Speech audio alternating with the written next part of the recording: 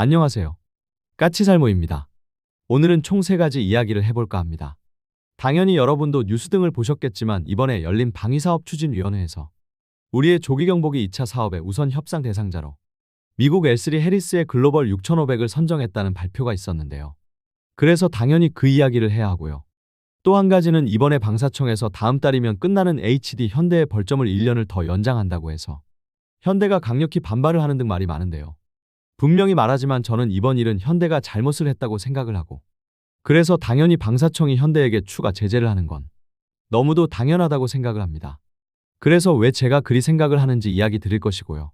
또 이번에 특수전용 대형 헬기 사업에 입찰이 진행 중인데요. 이번 1차 입찰에 CH-53K 킹스탈리온을 만드는 시콜스키가 참여를 하지 않았고, 그래서 1차 입찰에는 보잉만 참여를 하게 되었는데요. 물론 일이 되면 1차 입찰은 부결되고 2차 입찰로 넘어가겠지만 사실상 우리의 특수전용 대형 헬기는 보잉의 CH-47F 치누크로 확정이라고 할 수 있습니다. 그래서 오늘은 왜 사실상 치누크가 특수전용 대형 헬기 사업자로 확정인지 이야기해드리도록 하겠습니다. 그럼 첫 번째로 조기경보기 사업부터 이야기할까 하는데요. 방사청은 9월 30일에 조기경보기 2차 사업의 우선 협상 대상자로 미국 L3 해리스의 글로벌 6500이 선정되었다고 정식 발표를 했는데요. 재미있는 점은 솔직히 방사청의 발표 내용을 세밀하게 보면 이번 선정은 저희 예상이 많이 빗나갔다는 점입니다. 그럼 제가 예상했던 것과 무엇이 다르냐라고 했을 때 이번에 방사청이 기종 선정을 위해서 성능 평가를 해본 결과 대상 기종 간의 성능 차이는 별로 없었다고 이야기했고요.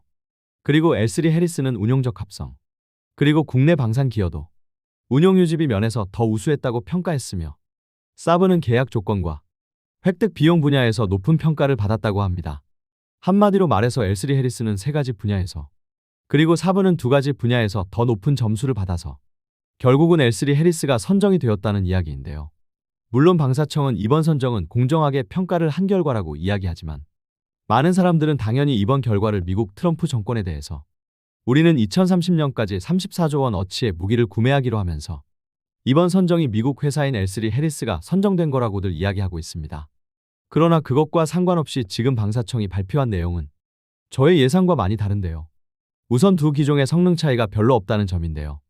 분명 제가 저번 영상에서 사브의 글로벌 I가 좀 더 최신 레이더를 사용해서 성능이 더 우수하다고 이야기했는데 방사청은 2 기종의 성능이 별 차이가 없다고 발표를 했습니다. 그럼 왜 방사청이 2 기종의 성능 차이가 별로 없다고 이야기했을까요? 저는 2가지 경우를 예상을 해봅니다.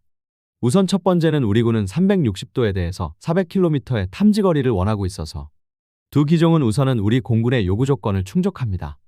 그래서 2 기종이 우리의 요구 조건을 충족하기 때문에 성능 차이가 없다고 이야기한 게 아닌가 합니다. 한마디로 말해서 우리 군의 요구 조건을 충족하는지만 보고 최대 탐지거리는 비교하지 않았다는 이야기입니다. 그리고 2번째는 이번에 L3 해리스는 이스라엘의 엘타사로부터 레이더를 공급받게 되고 그 레이더는 이미 개발된 지가 근 30년이 된 레이더이기 때문에 레이더의 성능이 떨어진다고 이야기했는데요. 문제는 이미 엘타사는 기체의 앞뒤로 들어가는 보조 레이더는 기존 갈륨비소 전력증폭 소자에서 지러갈륨 전력증폭 소자로 소자를 교체해서 기존 보조 레이더의 탐지거리가 250km였던 것에 반해서 탐지거리를 400km 이상으로 증가시킨다고 이야기했는데요. 만일 엘타사에서 기체 측면의 주레이더의 레이더 소자도 갈륨비소에서 지러갈륨으로 교체를 했다면 당연히 측면 레이더의 탐지거리도 대폭 증가했을 것입니다. 기본적으로 솔직히 L밴드 레이더의 정확한 출력을 저는 잘 모르는데요. X밴드를 기준으로 이야기 드리자면 갈륨 비소는 10W의 출력을 발휘하고 지러갈륨 소자는 20W의 출력을 내게 됩니다. 그리고 우리나라는 지금 30W급 지러갈륨 소자의 양산을 준비하고 있고요. 그래서 기본적으로 X밴드의 전력증폭 소자를 기준으로 이야기 드리면 갈륨 비소에 비해서 지러갈륨은 출력이 2배 이상 증가하게 됩니다. 그래서 만일 이스라엘 엘타사가 전력증폭 소자를 갈륨 비소에서 지러갈륨으로 교체한다면 탐지거리는 600km 이상 나오게 될 것입니다. 여기서 알아야 하는 건 출력이 2배로 증가했다고 해서 탐지거리가 2배가 되는 건 아닙니다. 그래서 이스라엘 엘타사에서 이번에 우리에게 공급하는 레이더의 전력증폭 소자를 교체했다면 스웨덴 사브의 글로벌 I와 비슷한 탐지거리가 나왔을 거라고 봅니다. 그래서 지금 방사청이 이야기한 게 어떤 건지는 저도 잘 모르겠습니다. 2 레이더가 전부 우리 공군이 요구하는 요구 조건을 충족하기 때문에 레이더의 성능이 같다고 이야기하는 건지 아니면 이스라엘 엘타사가 이번에 자신들의 레이더를 개량해서 레이더의 성능을 스웨덴 사브의 레이더와 동등하게 개량을 한 건지는 저도 잘 모르겠습니다. 그리고 또 한 가지 문제는 획득 비용에서는 사브가 더 유리했다고 이야기했는데요. 원래 저번 3차 입찰에서 보잉의 E7은 물론 L3 해리스의 글로벌 6500과 그리고 사브의 글로벌 I도 우리 방사청이 책정한 금액을 초과해서 입찰이 부결되었다고 했는데요. 그러나 최소한 제가 알기로는 사브의 글로벌 I가 더 성능도 우수했지만 L3 해리스의 글로벌 6500보다 가격도 더 비쌌던 것으로 아는데요. 방사청이 이리 이야기했다는 건 이번에는 사브의 기체가 해리스의 기체보다 저렴했다는 이야기인데요. 이 점은 제가 알던 것과는 달라서 재미있는 것 같습니다. 해리스의 기체가 이번에 사브의 기체보다 가격이 더 비쌌던 이유가 정말 레이더 소자를 갈륨 비소에서 질화갈륨으로 교체해서가 아닌가 하는 생각도 들고요. 아무튼 두 회사 다 우리 방사청이 요구한 금액 안에 들어왔다는 점에서 문제는 없어 보이고요. 만일 그렇다면 정리를 해보자면 저번에는 우리 방사청이 요구한 금액에 들어오지 못했다가 이번에는 우리 방사청이 요구한 금액 안에 들어왔다는 건 거의 대부분이 일부 옵션을 빼버렸을 가능성이 높습니다. 실제로 보잉도 저번 3차 입찰 때는 최대한 E7의 옵션을 빼서 가격을 낮추려고 노력을 했었기 때문입니다. 그래서 이번에 두 회사가 우리 방사청이 책정한 금액 안에 들어올 수 있었던 건 일부 옵션을 빼버렸을 거라고 봅니다. 그러나 어찌되었던 해리스가 국내 방산 기여도에서 더 높은 점수를 받았다는 건 사브보다 해리스가 우리에게 더 많은 기술을 이전할 거라는 소리이니 그나마 다행이라고 생각을 하고요. 한 가지 확실한 건 최소한 이번에 우리가 도입하는 조기경보기가 우리가 외국에서 도입하는 마지막 조기경보기여야 한다는 점입니다. 그래서 앞으로 우리는 이 사업을 통해서 획득한 기술을 바탕으로 새로운 국산 조기경보기를 개발해야 할 거라고 보고요. 그리고 이번에 L3 해리스의 글로벌 6500이 선정됨으로 인해서 더 이상 우리 군이 보유한 2737의 개량은 불가능해졌다는 점입니다. 그리고 2737의 개량이 힘들어졌다는 건 당연히 계속된 부품의 단종으로 가동률은 앞으로 더 떨어질 것이고 운용유지비는 더 증가할 것이라는 점입니다. 그뿐 아니라 지금의 2737은 탄도미사일 추적 능력도 없고 스텔스기 탐지 능력도 없기 때문에 현대전에도 적합하지도 않습니다. 그렇기에 2737을 조속히 퇴역시켜버리고 국산 조기경보기의 개발을 빨리 시작해야 한다고 생각을 합니다. 아무튼 어쩌다 보니 일이 이상하게 되었는데요. 분명 그로 인해서 안 좋은 점도 있지만 좋은 점도 많다는 것이고 가장 좋은 점은 우리가 미국의 L3 해리스와 그리고 이스라엘의 엘타사로부터 조기경보기 개발 기술을 이전받을 수 있다는 점 아닌가 합니다. 그리고 뭐 제가 하도 KDDX 이야기를 많이 해서 이 이야기를 하는 걸 싫어하시는 분들도 있겠지만요. 이번에 또 다시 KDDX 관련해서 사건이 터지게 되는데요. 여러분도 알겠지만 지금 HD현대는 군사 기밀 누설과 관련해서 벌점을 받고 있고 그 벌점은 다음 달인 11월 달에 끝나게 되는데요. 그런데 갑자기 방사청에서 현대의 벌점을 1년 더 연장할 거라고 했고 그리고 원래 1.8점이었던 벌점을 1.2점으로 낮춘다고 하는데요. 이게 어떻게 된 거냐면요. 저번 군사 기밀 사건으로 기소된 현대로템 직원은 9명이었고 그 중에서 8명은 2022년 11월에 형이 확정이 되었는데요. 한 명은 2023년 12월에 형이 확정되어서라고 방사청은 설명을 하는데요. 그런데 문제는 갑자기 방사청이 지금까지 가만히 있다가 현대의 벌점 기간이 끝나는 한 달을 앞두고 이런 발표를 했다는 점입니다.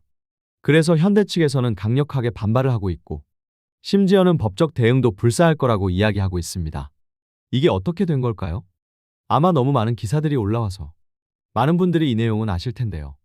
요즘 제가 하도 KDDX에 대해서 너무 많이 다루어서 최대한 저는 지금 KDDX에 대해서 다루지 않으려고 노력 중입니다. 그런데 문제는 이런 일반적인 기사들만으로는 여러분들이 현재의 상황을 정확하게 알 수가 없기 때문에 이게 어떻게 된 건지를 설명을 해드릴 필요가 있을 것 같아서 어쩔 수 없이 다시 KDDX 이야기를 꺼내는 것입니다. 그럼 이게 어떻게 된 거냐라고 했을 때 쉽게 이야기해서 지금 방사청의 말을 듣지 않은 현대 길들이기에 들어갔다고 보시면 됩니다. 이게 무슨 말이냐라고 했을 때 요즘 보면 유독 하나와 카이가 방사청이 발주한 사업에서 계속 탈락을 하고 있는데요. 지금 하나와 카이가 방사청의 사업에서 계속 탈락을 하는 이유는 물론 공정한 심사에 의해서 탈락을 하는 거지만 굳이 다른 이유를 따지자면 하나와 카이가 방사청의 말을 잘 듣지 않아서 방사청이 두 회사를 길들이기 위해서입니다. 정보기관이 이리 해도 되는 거냐고 이야기할 수 있는데요. 저는 이리 해도 된다고 봅니다. 왜냐하면 특히 한화는 기존의 정치권에까지 영향력을 끼치면서 그 힘을 이용해서 방사청을 겁박하고 방위산업을 본인들이 독점을 하려 했습니다.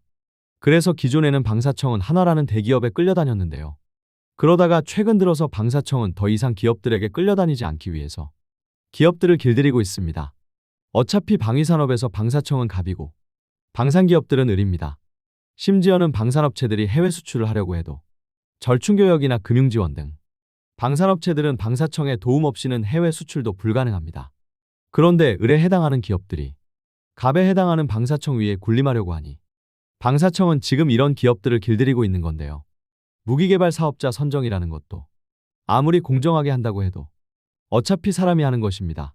그래서 결론은 방사청의 특정 누군가의 의지 때문이라기보다는 지금까지 기업들에게 방사청이 끌려다니던 걸 방사청 스스로도 반성을 해서 지금은 오히려 방사청이 기업들을 길들이고 있고 그게 사업자 선정에도 자연스럽게 반영이 되는 것입니다. 그래서 요즘 특히 한화가 계속 방사청의 사업에 탈락을 하는 건데요. 문제는 이번 KDDX 사업에서 한화는 방사청의 말을 따라주기로 했는데 현대가 방사청에게 반항을 했다는 점입니다. 이게 무슨 말이냐라고 했을 때 여러분도 제가 전에 했던 이야기를 아실 것입니다. KDDX 사업은 방사청의 중재하에 현대가 상세 설계를 하고 한화가 현대의 상세 설계가 끝나기도 전에 검토를 하고 입원함을 아주 빠른 시간 안에 한화가 건조를 하고 그리고 두 회사가 KDDX 사업을 공동 발주받아서 KDDX의 건조를 두 회사가 나누어서 하기로 했다고요. 이게 정확히는 방사청이 내놓은 상생안인데요. 문제는 이번에 이 상생안을 방사청에서 국회에 보고를 하는 과정 중에 국회에서 상세 설계에 한화가 일부 참여할 것을 요구했다는 점입니다. 한마디로 말해서 한화의 상세 설계 참여 이야기는 한화에서 나온 게 아니라 국회에서 나온 이야기입니다. 그런데 이런 국회와 방사청의 요구를 현대가 거부를 한 게 아닌가 합니다. 정확히 말하면 아예 상생안을 현대가 거부하고 있는 것으로 보입니다. 결론은 상생안이라는 건 상세 설계의 주도권만 현대가 가지는 것이고 한화도 상세 설계는 그대로 공짜로 받을 수 있고 KDDX 6척도 두 회사가 각각 3척씩 나누어서 건조를 하는 것입니다. 그런데 솔직히 상세 설계에서는 업체에서는 별로 이득이 남는 게 없습니다. 오히려 상세 설계보다는 건조해서 그래도 이익이 남게 되는 건데요. 두 회사가 3척씩 공정하게 함선을 나누어서 건조하게 되면 사실상 두 회사가 보는 이익은 별 차이가 없습니다. 더욱이 현대는 자신들의 기술력으로 어렵게 개발한 KDDX의 설계를 한화에게 공짜로 넘겨야 하고요. 이럴 바에는 현대는 수의 계약을 하는 게 아니라 그냥 한화와 경쟁 입찰을 하는 게 지금으로서는 더 유리합니다. 이게 무슨 말이냐라고 했을 때 어차피 현대에 대한 벌점은 다음 달인 11월이면 끝나고 지금에 와서 경쟁 입찰로 간다고 해도 11월 전에 입찰이 이루어지는 건 이제는 불가능하기 때문에 그냥 경쟁 입찰을 해도 현대가 KDDX 사업을 따게 될 건 거의 100% 확실하기 때문입니다. 그리고 일이 되면 당연히 현대는 한화에게 자신들의 설계를 공짜로 넘겨주지 않아도 되고 잘만 하면 KDDX 6척을 전부 독식할 수도 있습니다. 그래서 지금 시점에서는 방사청이 제시한 상생안보다는 그냥 경쟁 입찰로 가는 게 현대에게는 더 유리합니다. 그래서 현대는 방사청의 상생안을 거부했고 정확히 현대가 상생안 자체를 거부한 것으로는 보이지 않고요. 현대가 고집을 피우는 건 바로 상세 설계의 한화도 일부 참여시키라는 국회의 요구를 거부하고 있는 것으로 보입니다. 그래서 방사청은 바로 이런 현대의 상생안 거부에 대해서 벌점을 1년 연장해버리는 것으로 대응을 한 게 아닌가 합니다. 결론은 이제 지금은 오히려 경쟁 입찰로 가는 게 현대에게는 더 유리하고 그래서 현대는 방사청의 상생안을 대놓고 거부하지는 못했지만 방사청의 상생안에 불만을 가지고 있었고 거기다가 국회에서 상세 설계에까지 한화가 일부 참여하는 걸 요구하니 그걸 현대가 거부한 것이고 그래서 방사청과 국회의 요구를 거부한 현대에게 칼을 꺼내 든 거라고 할 수 있습니다. 아무튼 KDDX 사업은 갈수록 일이 꼬여가는 게 정말 머리가 아프네요. 지금까지는 한화가 말을 듣지 않더니 이제는 현대가 말을 듣지 않으니 말이죠. 그렇다고 해도 이제는 더 이상 방사청은 업체들에게 끌려다녀서는 안 된다고 생각을 합니다. 이렇게까지 해도 현대가 방사청의 말을 들어주지 않는다면 당연히 현대를 이번 KDDX 사업에서 배제해야 한다고 생각을 합니다. 분명히 말하지만 방위산업에서는 방사청이 갑이고 업체들이 을입니다. 심지어는 해외에 무기 수출하는 것조차도 방사청의 도움이 없으면 불가능한 게 방위산업입니다. 그런데 그럼에도 불구하고 지금까지 업체들은 각종 정치권에 대한 로비로 방사청 위에 군림하려 했고 그런 업체들을 길들여야 하는 건 너무도 당연하다고 생각을 합니다. 그렇기에 이번에 방사청은 현대를 절대로 용서해서는 안 된다고 저는 봅니다. 비록 현대가 상세 설계를 하는 게 KDDX의 사업을 더 빨리 진행시킬 수 있는 건 부인할 수 없는 사실이지만 그렇다고 방산업체들이 방사청의 머리 위에 올라가려 하는 걸 용납해서는 안 된다고 저는 봅니다. 그리고 마지막으로 이번에 특수전용 대형 헬기 사업 입찰 사업이 진행 중인데요. 끝내는 록히드 마틴의 자회사인 시콜스키가 제안서를 제출하지 않았다고 하네요. 이게 어떻게 된 거냐면요. 우리 방사청은 2025년 4월 30일에 열린 제168회 방추위에서 특수전용 대형 헬기 도입 사업의 추진을 의결했는데요. 이번 사업은 총 사업비 3조 3,657억을 들여서 특수전용 대형 헬기 8대를 도입하는 사업입니다. 그런데 아마 기존에도 제가 이야기를 한 적이 있을 텐데요. 시콜스키의 CH-53K는 가격이 비싸서 이 금액에 구매를 하지 못할 거라고 저는 이야기했고, 그래서 관건은 과연 시콜스키가 킹스탈리온 헬기의 가격을 얼마나 낮추느냐가 관건이라고 했는데요. 그런데 역시 CH-53K는 우리가 요구하는 가격으로는 절대로 8대를 구매할 수 없었고, 그래서 이번에 아예 시콜스키는 사업에 참여하지 않기로 하고 제안서를 제출하지 않았습니다.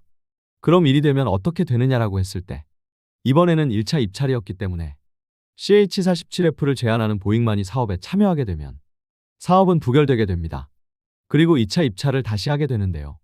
만일 2차 입찰에서도 보잉 말고 다른 사업자가 사업에 참여하지 않게 되면 그때는 보잉과의 수의 계약으로 사업을 진행하게 됩니다.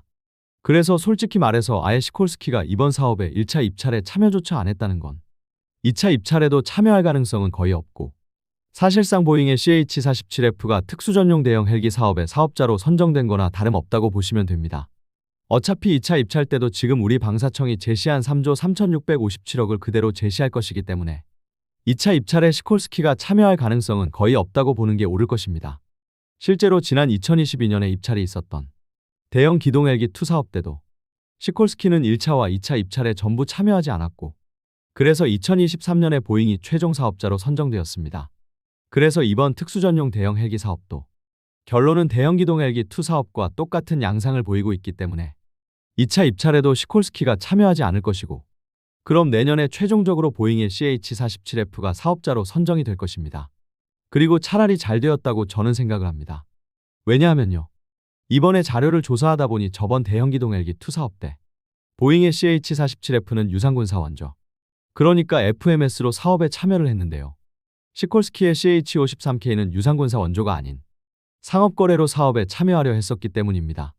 그래서 만일 이번에도 시콜스키가 상업거래로 사업에 참여하려 했었다면 저는 당연히 CH-53K의 도입을 반대했을 것입니다.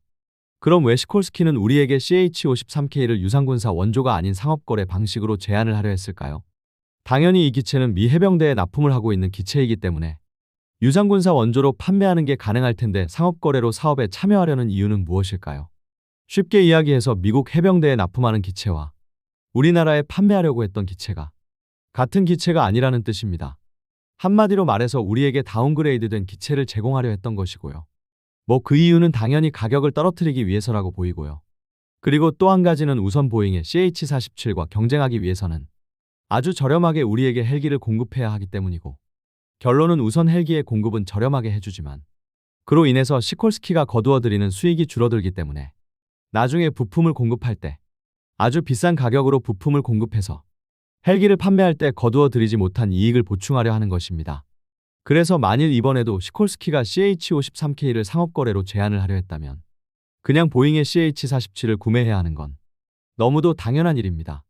물론 많은 분들은 엄청난 탑재량과 항속거리를 가진 CH-53K의 강력한 성능에 이 기체를 더 선호하셨을 것이고, 그래서 당연히 보잉의 치누크보다는 이 기체가 선정되기를 원했을 것입니다.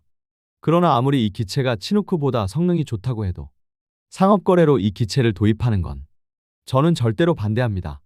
상업거래는 특히 나중에 부품 가격에서 말 그대로 업체가 부르는 게 가격이고, 그래서 업체는 우리에게 엄청나게 많은 폭리를 취할 수 있습니다. 그래서 이번에 아무리 시콜스키가 킹스탈리온의 가격을 낮추어 준다고 해도 아무런 의미가 없습니다. 어차피 이 회사는 나중에 부품 가격에서 충분하게 그걸 보충할 수 있으니까요. 그래서 저는 아무리 이 기체가 성능이 좋다고 해도 상업거래로 이 기체를 도입하는 건 절대로 반대이고, 그래서 당연히 보잉의 치누크가 우리의 특수전용 대형 헬기 사업의 사업자로 선정되어야 한다고 봅니다. 물론 이 기체가 이번 입찰에 참여를 해서 보잉과 경쟁을 했다면 우리가 이번 사업을 좀 더 유리하게 이끌어갈 수 있었을 텐데, 그 점은 아쉬운 점이지만 그거야 어쩔 수 없는 일이고요. 그래서 이번 특수전용 대형 헬기 사업은 저번에 있었던 대형 기동 헬기 2 사업과 마찬가지로 보잉의 CH-47F 치누크가 될 게 거의 확실해졌습니다. 원래 오늘은 최근에 루마니아에서 전차 도입 사업을 시작한다고 해서 우리가 폴란드에 공급하기 위해서 개발하고 있는 흑표 PL의 성능에 대해서 분석해 보려고 했는데요. 그런데 또 다시 이런 사건들이 터지면서 우선 새롭게 터진 사건들부터 다루려다 보니 흑표에 대해서 다루지 못했네요. 아무튼 방위산업은 단 하루도 바람 잘 날이 없네요. 뭐 흑표 PL에 대한 이야기야. 이번 연휴 기간이 길기 때문에 연휴 기간 중에 할 수 있겠죠. 아무튼 어찌되었든 우리의 방위 사업들이 잘 진행되길 기원해 봅니다. 이상 영상 봐주셔서 감사합니다.